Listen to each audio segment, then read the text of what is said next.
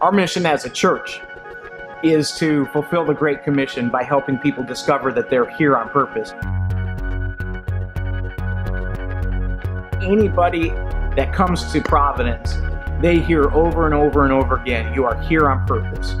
And we believe we've been put here on purpose for a grand vision, a great, great vision.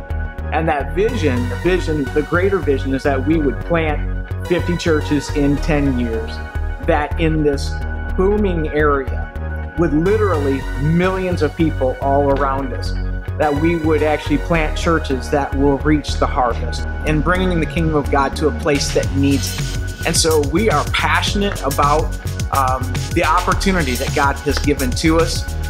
We have Nexton, which is literally 10 miles up the road, that is dropping 10,000 new homes into our laps. We have right up the street, we have the Volvo plant, which is about ready to open. Our vision is to see those churches planted. And so we have as our vision strategy, we have 3 M's: move, mobilize, and multiply. And we want to see our church family, we want to see them move outside of the 4 walls. We want to mobilize our community of faith here to discover what it means to live within their giftedness and live as disciples. And then we want to multiply. We want to multiply disciples, and we want to multiply churches. I got a phone call from some dude named Blaze Johnson. And at first I'm like, who's calling me? Whose name is Blaze? I'm like, who is this guy? He just said, hey, I really feel a drawing to come back to Charleston area. This is where he was born and raised. And Blaze wanted to come back and plant a church in North Charleston to reach people who live out on the fringes and to reach people for Christ. What I've found is it is really easy for churches and for pastors or leaders to talk about the idea of planting, but never really get around to doing it. And so our goal is that we are going to, from the outset, we are going to work hard at making sure that that is something that is a red hot value that we do. What happens inside of the hearts of the people when you plant a church like that is it helps them understand from the very beginning that it's not just about us.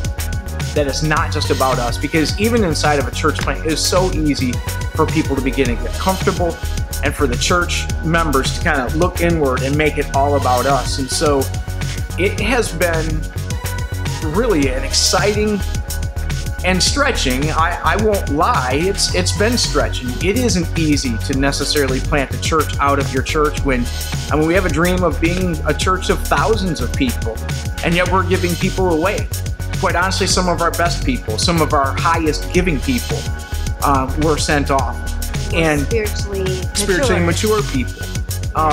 But I will tell you what it has done for our church as a young, early church. It has created inside of the heart of our people an expectancy and an understanding that this is just what we do. One of the things that we started to do when we first moved to Charleston was we began to pray and ask God to break our hearts for our city.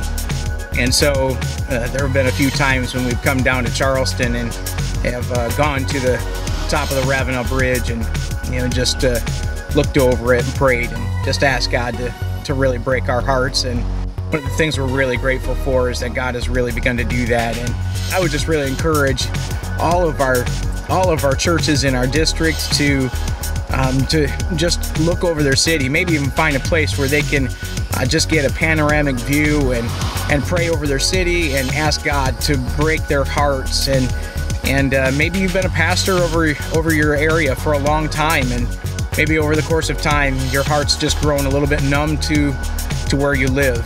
I would just encourage you to find that place and find a time to get alone with God and just ask God again to really break your heart and to really cause you to have a real passion for the souls of the men and women, young and old alike, that live in your area. And then maybe you too would just ask God to send more workers and to send more people to reach the people of your community. And so I just really encourage you to do that.